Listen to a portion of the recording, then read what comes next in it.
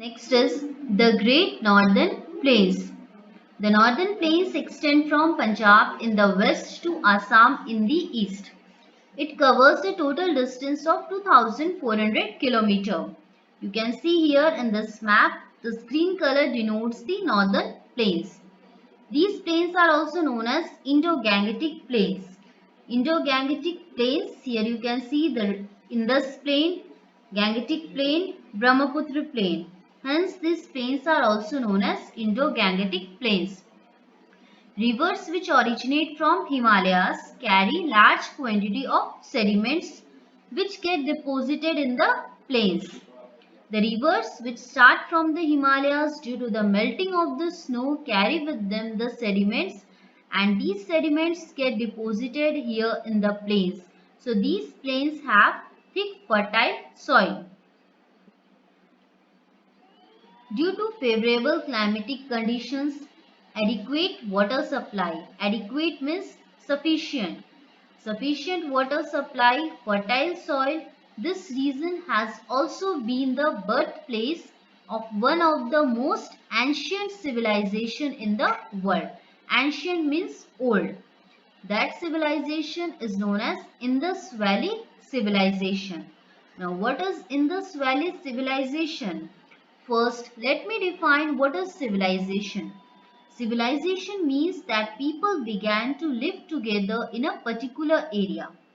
It is called Indus Valley because river Indus was the source of their living and growing crops. Next, third, the plateau region. A plateau is a raised area of land with a flat top and sloping sides.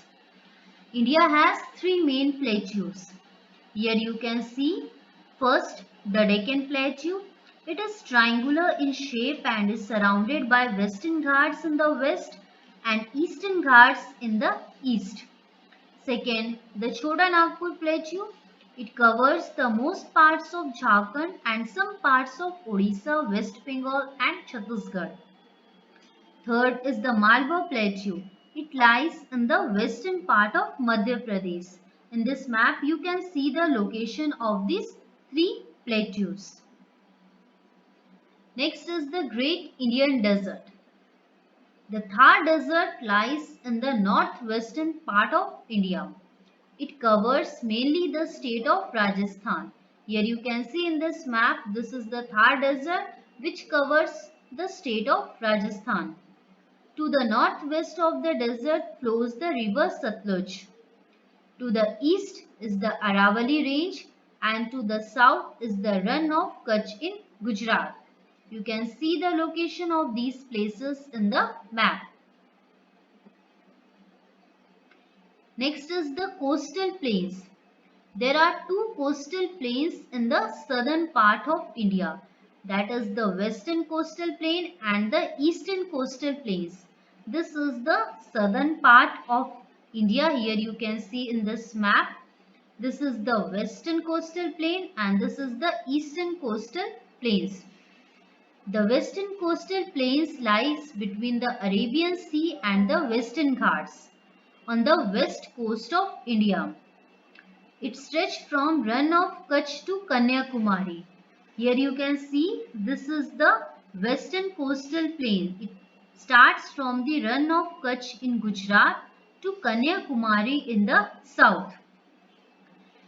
The eastern coastal plains lies between the Bay of Bengal and the Eastern Ghats on the eastern coast of India.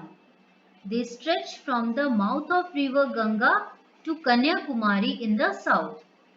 This side is the eastern side and it covers the eastern coastal plains. It lies between the Bay of Bengal and the Eastern Ghats. It extends from the mouth of river Ganga to Kanyakumari in the south. Rivers like Mahanadi, Krishna form deltas on the eastern coast. Next is the island groups. India has two island groups. First, the Andaman and Nicobar Islands. It is in the Bay of Bengal which consists of more than 500 islands. Second is the Lakshadweep Islands, which is located in the Arabian Sea. It is also the smallest union territory of India. Here you can see the location of these islands in Bay of Bengal and Lakshadweep in Arabian Sea. Next is rivers. In India, there are numerous rivers. It has large number of rivers. There are two types of rivers. First is seasonal.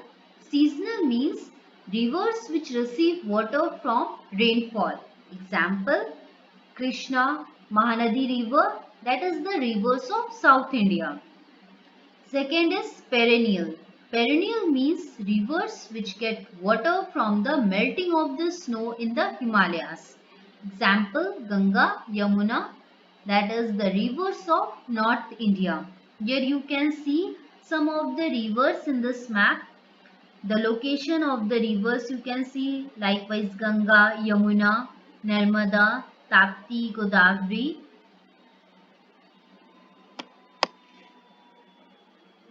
When there is heavy rainfall, the rivers overflow their banks, causing widespread destruction. When there is heavy rainfall, the rivers overflow, causing flood, and hence there is widespread destruction. Water is used for drinking purpose in some places after being treated. Water in some places from these rivers is treated and then supplied for drinking purpose. Also, there is water pollution caused by sewage or domestic wastewater, industrial waste, bathing of animals and humans, which makes the water unfit for drinking purpose.